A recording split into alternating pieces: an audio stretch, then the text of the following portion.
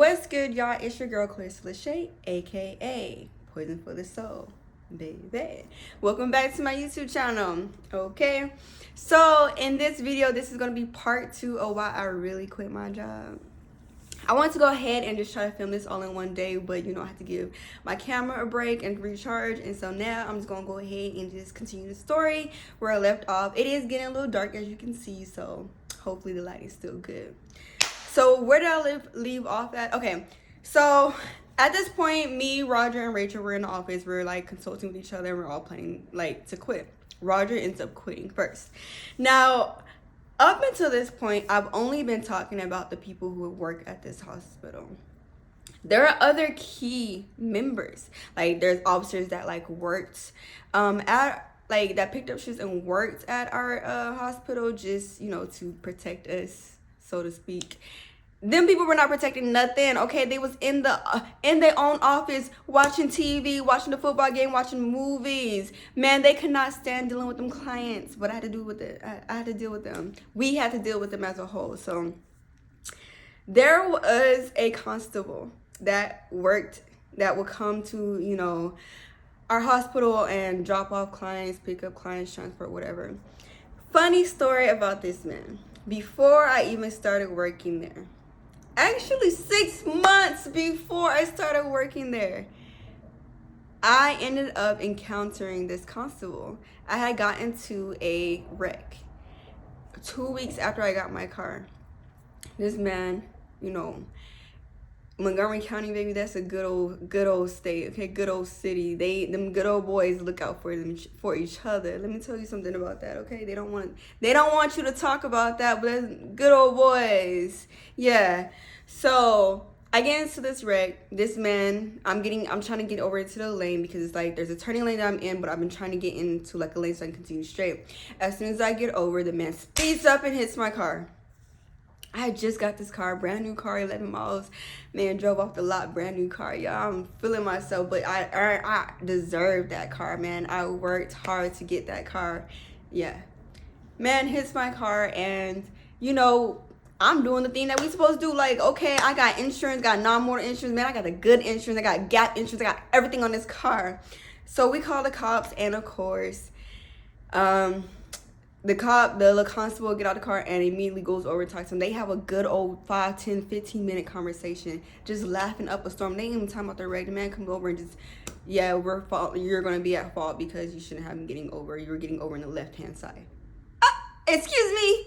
So we have a little back and forth because I'm telling him, I'm like, you ain't even hear nothing I have to say. You just sitting here taking his word for it when really clearly it's obvious and evident that he hit me from behind, regardless of whatever situation that y'all, or whatever spin that y'all try to put on the situation. He's in the wrong. And my insurance company found him in the wrong too. There's no way this man, no, it doesn't make sense. Whatever. So, and then after the little back and forth, because I'm telling him, you ain't even come over and speak to me. You ain't have nothing to say to me. You just went over and had a whole 15-minute conversation. Y'all laughing, good old key. Why does constable won't look at me talking about, I could write you a ticket? Then write that bit. Write the ticket. I told him, write it. And then he gonna be trying to shut my door. I said, I can shut it for you. Okay, I can shut my own door. So funny how I kept, just 6 months later, we ended up interacting with each other again, and he recognized me, and I knew that I recognized him, and I just didn't speak on him because I'm like, you're not gonna get, you're not gonna get that from me. You're not gonna get a gossiper. I'm not gonna sit here and run my mouth to these people, but yeah, I peep you, and I know what you're about. You're grinding. And anytime he would bring a client there, BS, why you putting, when you put a client on an EDO, which is an emergency detention order, you temporarily take away their rights. Them constables, not all of them, but the ones that were doing it, were taking away those clients' rights on purpose, had no reason to be sitting here, bringing this person here. Why? But I knew, at that point, it's whether you're working with CPS kids, whether you're working in that type of field, we're trying to help youth, or working in mental health, this whole thing is corrupt. That's why I'm having to come back on camera and redo the story time, because I took down the video because I was hurt at the time that I made the video, because I really was rooting for everybody black at that job. I already knew what was going on with the others, and I don't expect anything different based off of history, based off of what we experienced every day just in society, we know what to expect from the others. And one thing about it is, yeah, I can speak, you know, this way, I can conduct myself in that way, and I know how to conform or look like it. One thing about me, I'm not no token black girl. I'm not about to sit here and let these people play in my face. I'm not about to sit here and take nobody's crap. And that's the thing, every time I defended myself, I got hit back. So we had a lot of interactions with law enforcement, and the officers that I did like was CPD. Not all of them, but all the black officers and some of the white ones. And that's why I'm like, I'm not hating on all the constables, because there was a constable that I really liked. Okay, he had, like, his heart was in it, and he knew that what was going on at the hospital was some shady business. So it got to a point where even before we're all plotting in this office to quit, after Roger quits, it gets worse. And I'm talking about, like, now we and I'm not really including myself, because, like, for the most part, the officers like me. The hospital that I worked at had beef with law enforcement, because it was like they were putting their baggage on them, and of course law enforcement, the constables especially, was putting their baggage on the hospital. So they was doing a lot of tit for tat, and it got to a point where it was just like they were wanting us to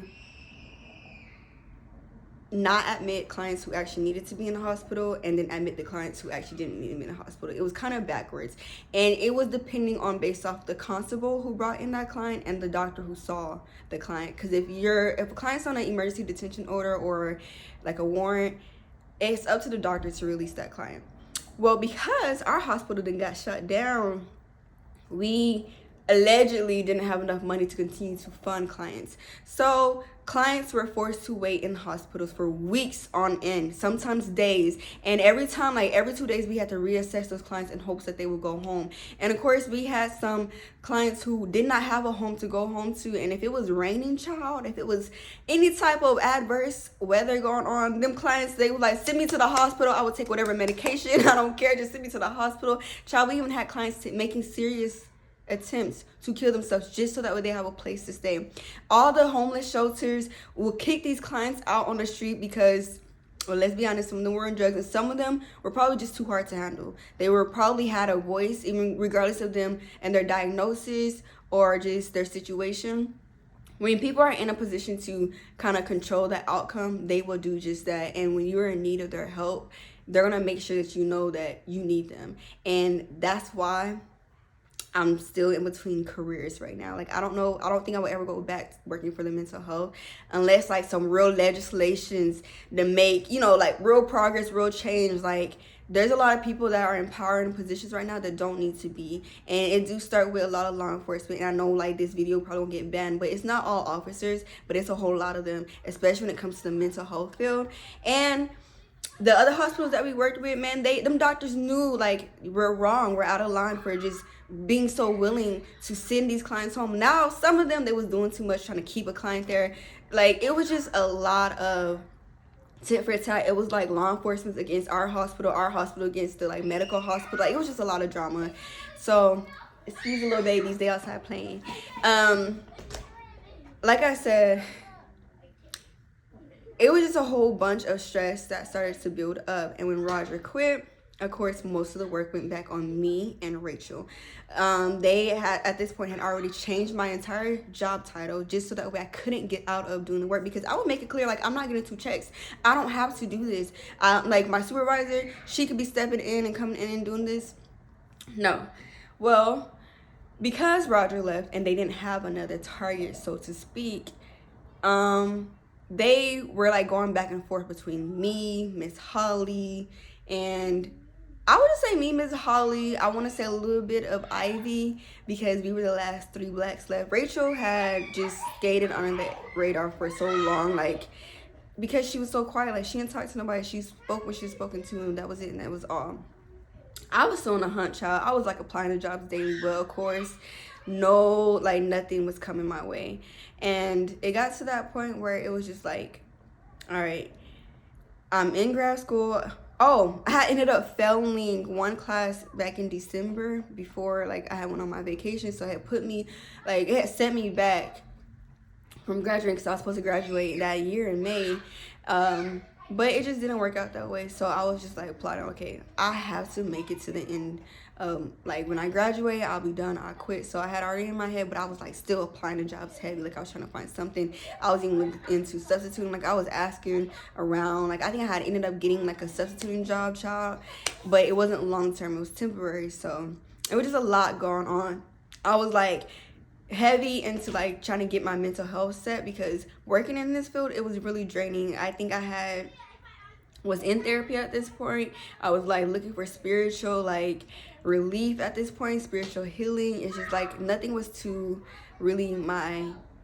was really coming to fruition at this point, because it was like I open one door and then get slammed right back in my face. And so I was stressed out. Now it got to a point where we were now told that, hey, we're out of money and you need to do assessments to where basically if we can find a way for this client to go home, even if a client that slit his throat almost, even if a client made an actual serious attempt, as long as we can get one family member to agree to sit with this client, send them home. Basically is what we were told. We were getting kids sent to our hospital every day of the week, like by the buckload. Like these teachers were so fed up with these children, and I don't know why, because like once they come in and sit across from me, it's like these kids don't want to be at school anyways. Like y'all literally making outcries about suicide, making outcries about this and that. No actual serious plans or attempts for the most part. You know, I don't know, but a lot of them kids were just trying to get out of school. They knew that if, you know, the only way they get out of school is if they made an outcry about a suicide attempt, or just make threaten, or just even say anything about depression. Like it wouldn't even be a real suicide attempt. We will be sending a lot of kids at our clinic. And so even then, like we will have kids who will follow through with their story, like, oh yeah, I really do want to die, I do want to kill myself. And even then, by our director, oh child, it was like up to our director, our really our doctors, to either admit these clients or not. And I remember I had a client, this is right after my trip, child. This is all like, I had a client that was sent to our clinic after from school one day, and basically this kid had told his school counselor or his teacher that he had ran off into a forest and a big old tree fell on him. It was like some real grand scheme, elaborate story, like and I'm just sitting talking to him. The mother of this child was big old mad. She was so mad that her kid was even having to be here. And honestly, understandably so, because why would you even send a kid of this age here? I mean, we're dealing with other clients who are actually real life psychotic.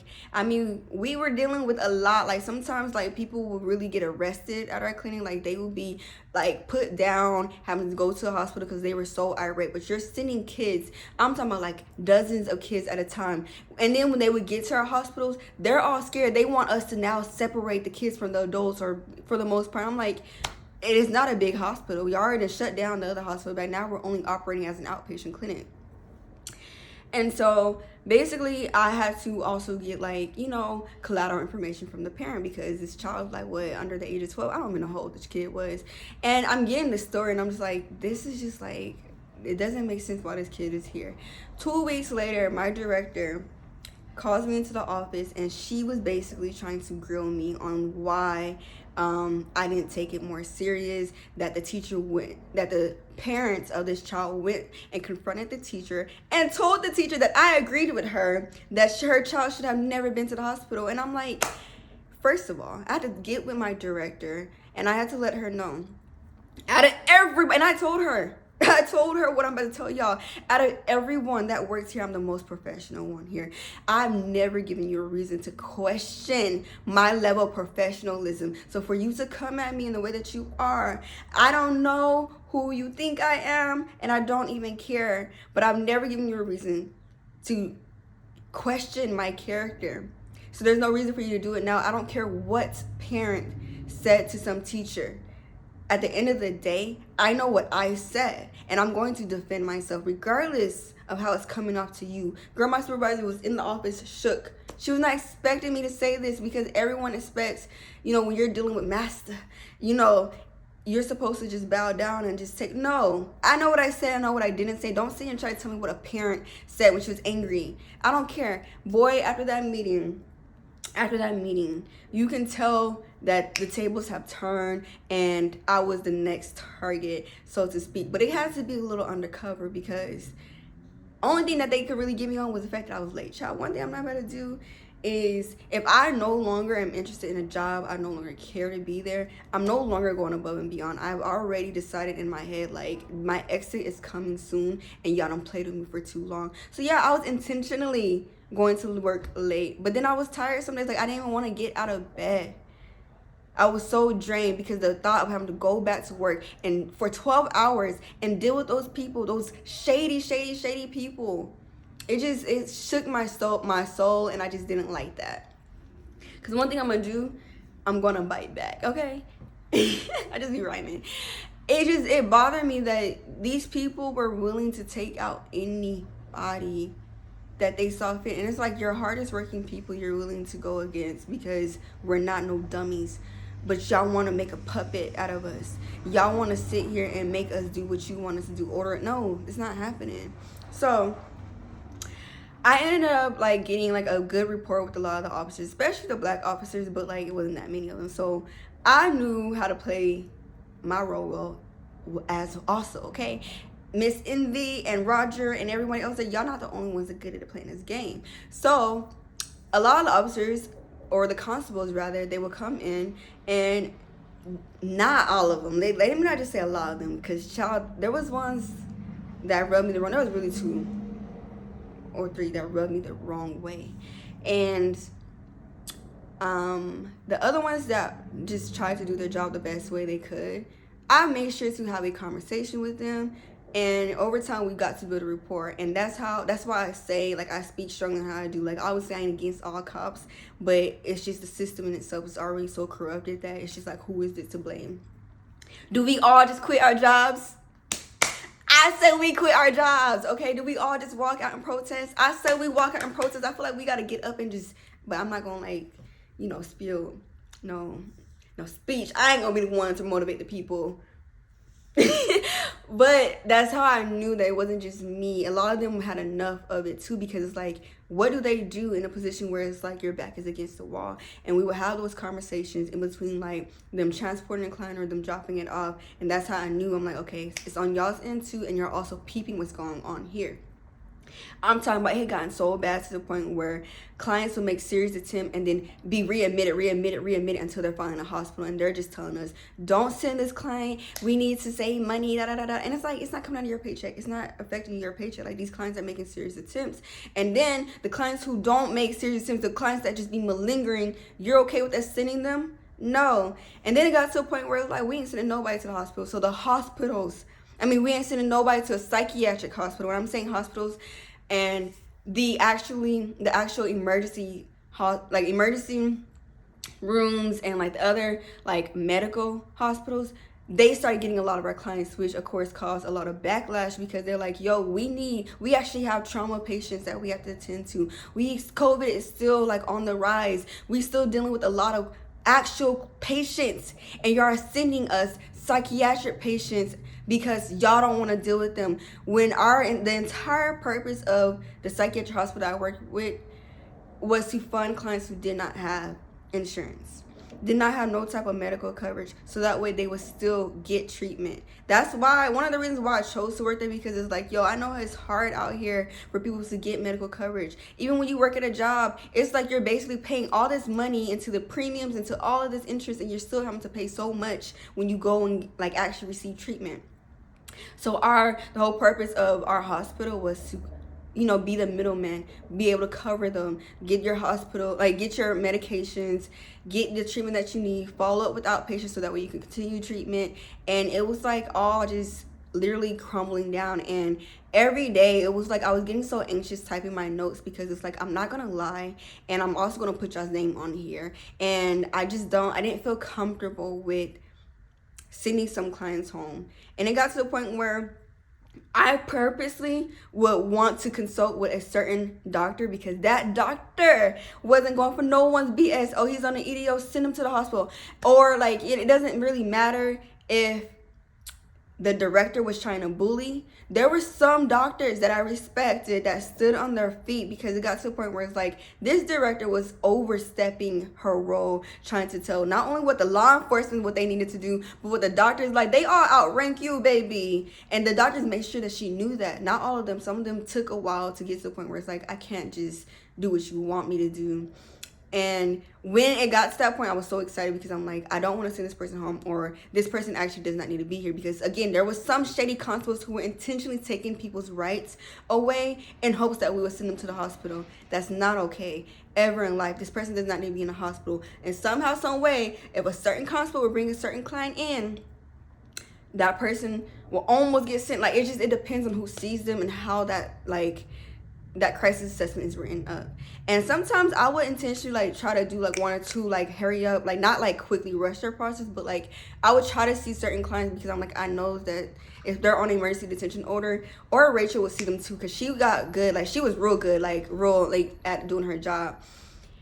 We had to like be smart. We had to just do things without actually speaking on it, because ain't no telling like who was bugging the system or who was really listening, because we already knew that Envy and Amy were going back and reporting to the director. But it was just like so much shady stuff was going on that not only are me and Rachel having these conversations, but the constables and the law enforcement that I'm talking to, like even the PD, like the officers that was sitting there working at our facility, knew that it was not good.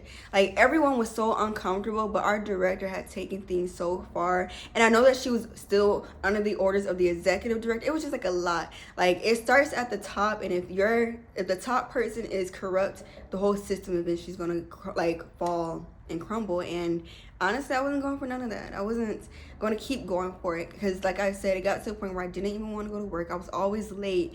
And then this woman had already tried to put some words in my mouth, just trying to make me look bad. And then when I would try to apply to other positions within the company just so I can get out of that hospital, they would block it. They would block my transfer. Like, oh, we need you here. Like, you can't go. Like, that is so messed up. They would block my blessings, literally. I mean, ain't no telling if it was better to go anywhere else. But I was trying to get out of that hospital. I was trying to get away from that clinic because I'm like, there's so many corrupt people here.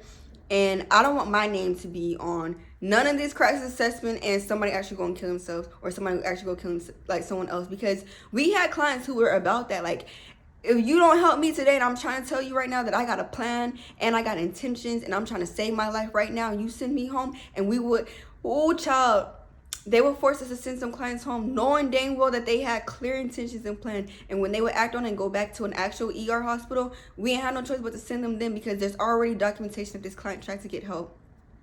It was like you couldn't continue that process. You couldn't continue. It was just too shady. So after that, or not even just after that, because that was just a continual thing. On top of that, now that Roger was out of the picture and it was just me and Rachel, and they weren't going to target anyone on Team B, it was easier to target us against each other, meaning all the black people that was left, which was me, Rachel, Miss Holly, and Ivy. And all of a sudden, we're all on the same team, mind you. We're all on Team A. It's just black people left, and Team B's all, the others. Next thing I know, we got beef with the night shift, which is Miss Holly and Ivy. Like, it's beef that is started and like being played with, of course, by the director.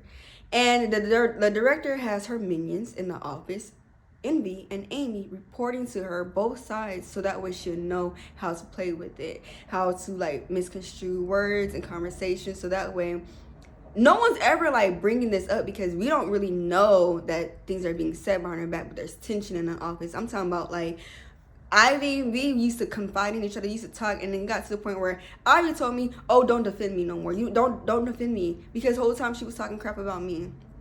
To Miss Holly, to Genesis, to whoever that will listen to her.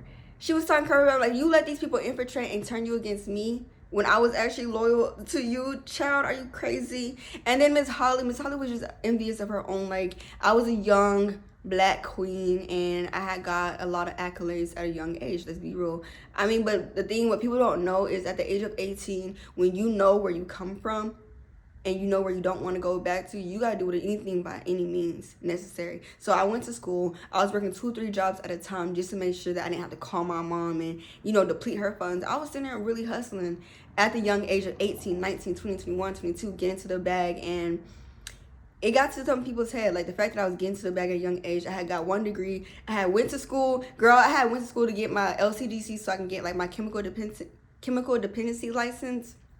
And that's what made me want to go and get my social work degree. Like, I was about to graduate that year, and it was just like a lot of, I had got so overwhelmed with this job, like, as you can see by the story time.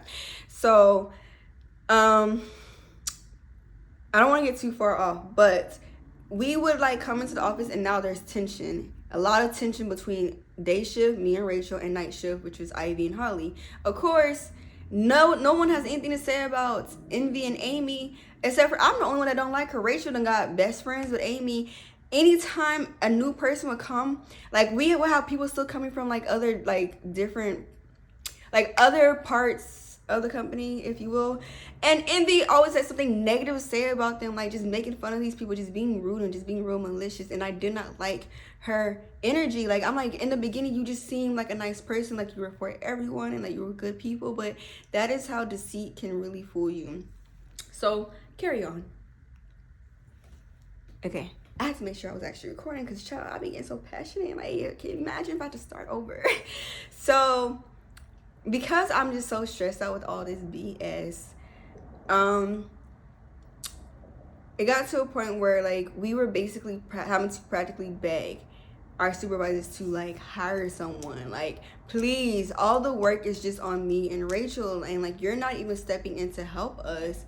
It's just me and Rachel. We don't even, like, every now and then we have someone pick up, but because we're like, they all have other jobs that they actually have to do, and they're just picking up 1 or 2 shifts throughout the week, we're stressed out. Like, they even tried to pay, like, raise the pay for us, but it was cents. It was pennies, okay? Maybe $1 or 2, but, like, it just wasn't worth it. And, again, I'm still applying. Like, Roger had already left. Like, they really put more work on me. Like, they're having me to go out to the hospitals. All of a sudden, like, we're, like, the whole COVID restrictions thing just lifted once Roger left, and they gave me a new job title.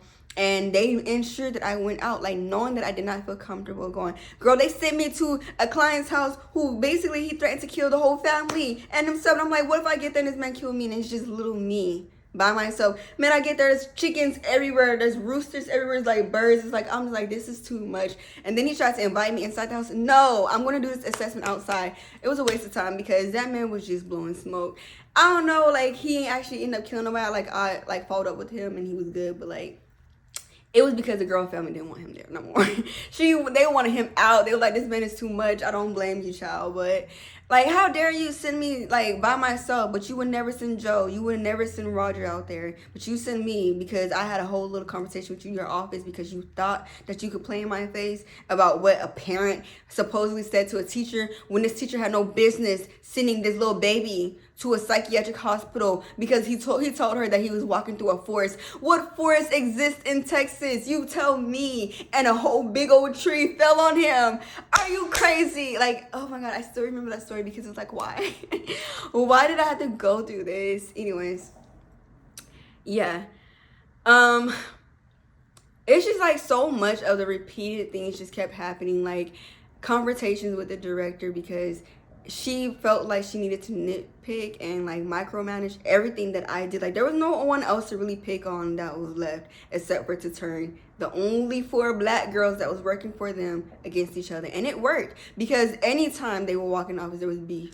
And even at one point, I felt like Rachel had got upset with me and I don't even know. So finally, we're like begging them to hire people, and like every person that they interview, they just, oh, this person's not good, oh, this person can't work, like this person, like, they found a reason not to hire him. So what they do is they create 2 new positions instead, and they hire 2 people with the quickness to fill those positions, not to work with us on our team, but, you know, to come in at 12 to 9. Like, we basically, our busiest days, our busiest time is in the morning. I mean, it gets busy throughout the whole day, but They played us. Them people played us. Ooh, they tried to. Ooh, they did.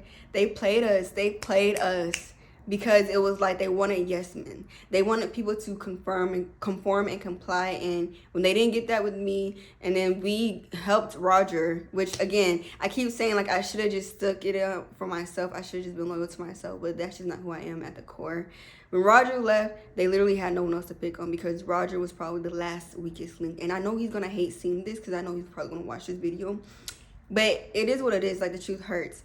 You wasn't gonna attack your favorite team. You wasn't gonna attack Lil Kevin. That's your favorite. That's your little baby. And you weren't gonna attack Joe because Joe already had the mindset that he did not care. Envy, I mean, that's your puppet one. But what happened was like a shift was coming. And I don't know, this definitely has to been planned out. But all of a sudden, Amy decides that she's going to apply for a new position in the company. Mind you, I had already done applied to 3 and they blocked all 3 of them. She applies to 1 and she immediately gets transferred out. And so now it's just me, Rachel, and Envy in the office. And they hired 2 new people. Now, they hired a guy and they hired a girl. Now, the girl that they hired was a black girl, and immediately everyone started to compare me and her. And it's just, I don't know if it's like our goofy personalities, the fact that we just gonna stand up and defend ourselves. Kind of, I don't know. I stand up and defend myself. I can't speak for nobody else. They just made a point to continue to compare us. But the whole time they comparing us, when this girl's not around, they're talking crap about her. So I'm like, this is just further proof that I know that y'all keep talking crap about me. And I knew because I actually heard conversations walking by the door of them talking about me. Oh, she acts like she thinks that she has multiple personalities. Because I made a joke about me being borderline personality. Child, I got all my senses, no shades of people who actually got this diagnosis. But I made a joke because it's like my emotions be so intense sometimes. They be so deep, and like when I go off, like when I feel so triggered, like I'm very passionate in my response. And so they would make fun of me for that. And so I noticed that they immediately was doing that to her. Like, they would talk bad about this girl, like, but in her face, they're laughing with her, they're like big friends with her. And this is really the first time that I noticed, like, oh, they all did this to me. And it was like me rewatching the whole year or so of my life within just the first weeks of this girl working there. Befriended her in her face, including Envy. Like, oh, like just taking her in, showing her how to do the job. And then when she walks out the room where she's just not working that day, talking big crap. And the guy that they hired, he was real good at just staying under their radar. I mean, that's all I can say about him. And I just, once she really got hired and on, I just knew like my time to leave needed to be now. Mind you, the summer had already came and gone, and I'm applying to jobs. I'm talking about like 10, 20, 30 jobs on Indeed daily, trying to get out, trying to escape, and just nothing was coming. Like, I'm talking about like even the little substitute job, it was so temporary. Like, I just wish I would have held on to that job a little bit longer. And finally, I go to another trip. I take another trip. And, like, up until this point, like, while I'm dealing with this, like, after my Costa Rica trip, like, y'all got to see some of the videos. I didn't post all of my videos, but I ended up going to some more places. I went to New Orleans. I went to Atlanta. I was just trying to travel, like, just try to, like, have fun and release myself. I kept going home to New Mexico. Like, I went to Mexico twice. Like, I was just, like, I need to, like, escape. Like, I need a vacation. I need something to, like, relieve me. And the little vacations, they were too quick. Like, I wish it was like weeks on end and then I can come back, but it was like 3 or 4 days at a time, and it was just like, it's not enough time, Chuck, because I'll come back to work and deal with the same crap. So, and anytime I would take a trip or plan a trip, they, like, Joe, like, if I was picking up shifts on B Team, Joe would have something to say, like, oh, it's crazy that you just be traveling. I'm 40-something years old and I don't travel. And Envy was like, I never traveled. I had all these kids. And I'm just like, that has nothing to do with me. Like, but they all made a point to talk about my traveling experiences. And that's how I'm like, I knew y'all was hating from RIP, but like now that I know, like, because it's never nothing positive. Y'all have something to say. And like, you're laughing that I'm traveling. Like, you're laughing at, you know, the fact that like I'm either wasting my money or whatever, like, you felt that I was doing. But the reality was, I was living my life. When I clocked out of work, I had to leave it at the door. And there was sometimes where I couldn't even escape the stuff that I dealt with. It was easier for me to hop on a plane to deal with life and to experience life, to like really be present, than it was for me to just spend those days at home, because I was literally in a loop. I'm like, dang, the client that I sent here, like, was that a good recommendation? Like, are they okay? I need to make sure when I get back to work that I make sure that they got followed up on. Like, did someone actually talk to this person? Like, it was that stressful. So like I said, the summer came and went. They hired 2 new people. They still never hired anyone to work with me and Rachel. That's the point.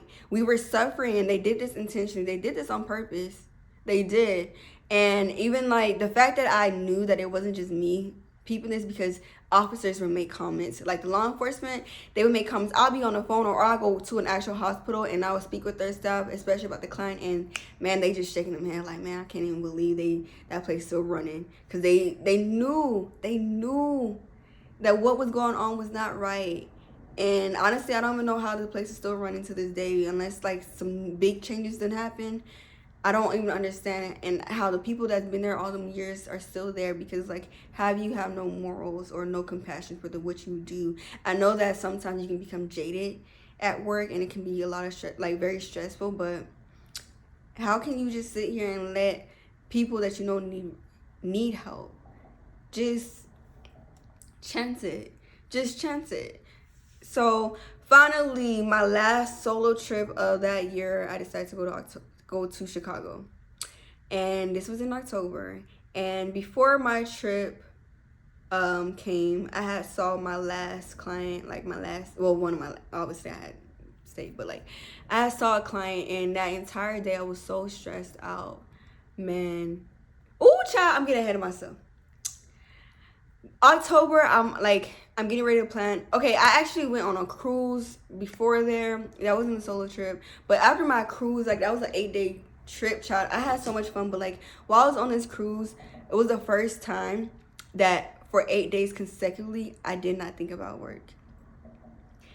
And I would hear people like passing by, they're like, oh, I can't wait to go back to work. But for the first time, I did not think about work. Child, I was truly on vacation. I was truly living. I actually do need to do a story time on that trip. It's coming. I'm going to just wait. But it was the first time where I was like, oh my God, I can keep doing this. I can really keep doing this.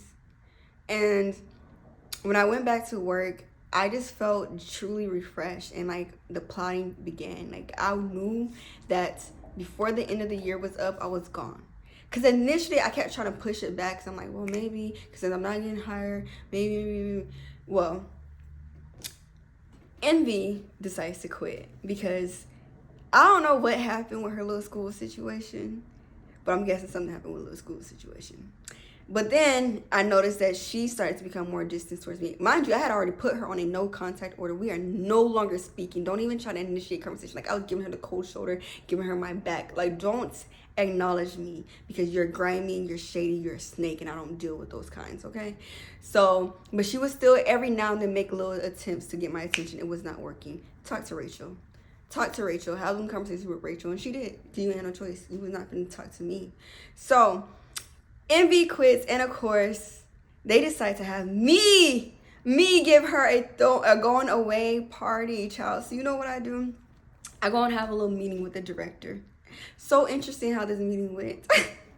The director appointed me to handle all the food, the catering, all of this stuff.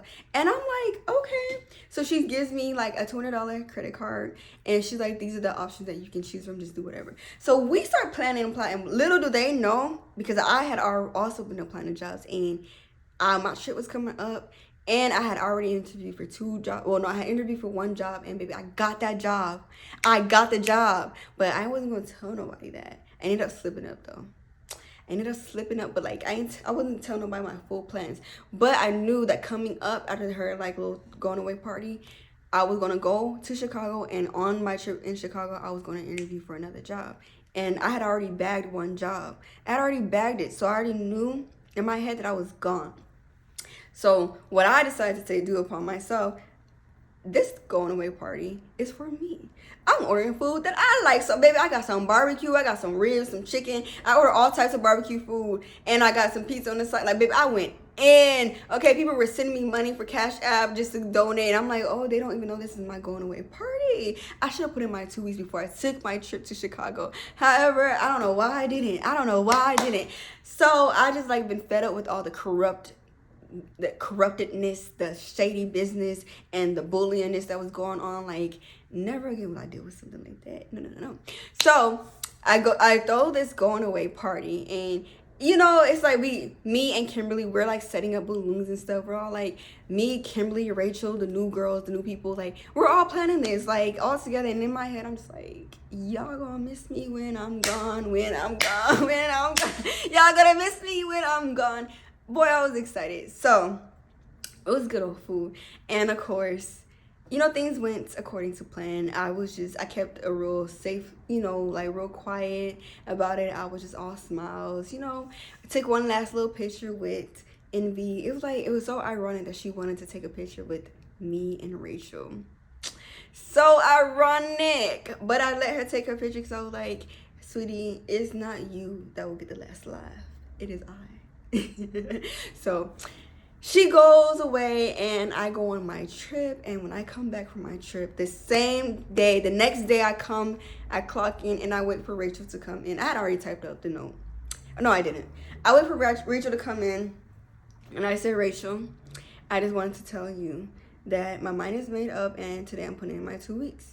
That's it. That's all. She was really upset. She made a point to like let me know that she had like turned down a job in August, and like she was really sad, and so now she really had to like leave. And I was just like, yeah, like our plan was to leave. Like, I don't know why you didn't take that job, but I knew it was for me. So that's why I respect Rachel, and like I'm gonna give her grace. But I had to go, like, baby, as soon as I knew that I was getting out of there, I had to go. I had to leave. I had to quit. I had to be on. I had to leave. I had to be gone. Yes. So my last 2 weeks was a bliss. Okay? It was a bliss. You know why? Because I had no care in the world. I was not rushing to do anything. I mean, I had the director coming to me. I had my supervisor coming to me. Like, is there anything else that we can do to make you stay? Like, what is it? Nothing. I cannot be bought. You guys played with my time. Y'all played with my energy. Y'all did too much enough, and you think that whatever that you have to offer me that I'm going to stay? No. I'm not staying for nothing. Are you crazy? Are you dumb? Are you stupid? I'm not staying. No, I was so ready to go that I knew that there was nothing that these people could say to me that was going to be like, oh yeah, I'm going to stay. I'm going to stay. No, I'm leaving, baby. I'm gone. I'm out of here. So my last day, you know, I don't remember it. Like, I'm gonna be honest. Like, I don't even remember my last day. I think time must have went by so fast.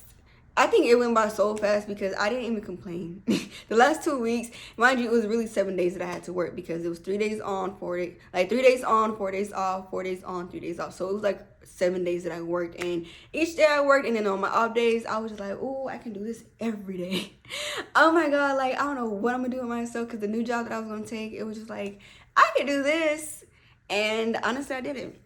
So I quit my job because I was working with a bunch of old haters, and it was really corrupt. And honestly, when you stand for something, you're not going to fall for anything. And it's important that whatever you do in life, you do it with grace. You do it with humbleness. You got to be grateful and do it because it's something that you believe in.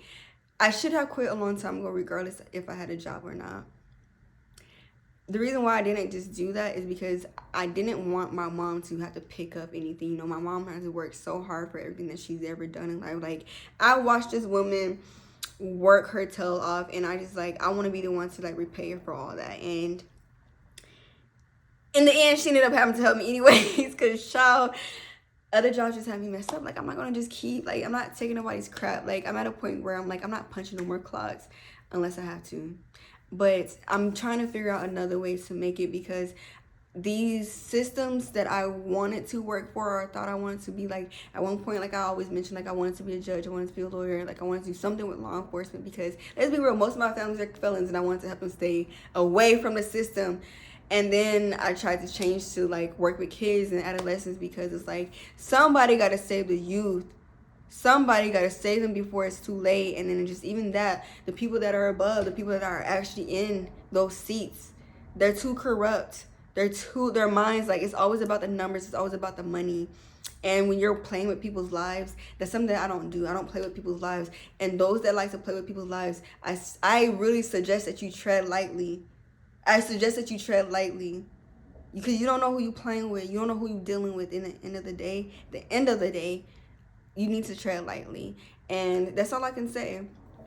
One thing that I can truly say and always will is that I walked away with dignity. I walked away with my pride, and I walked away with my head held high, because I am her, and will forever be her. I don't care what anybody gotta say. I'm her.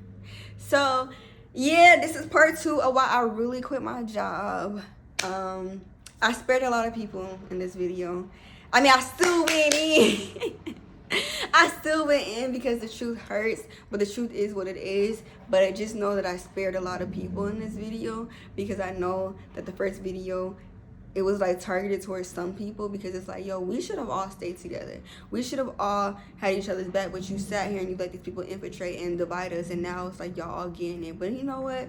You can't hold grudges, and you can't hold people to be held at a certain standard when they themselves don't even believe in that standard. So it is what it is.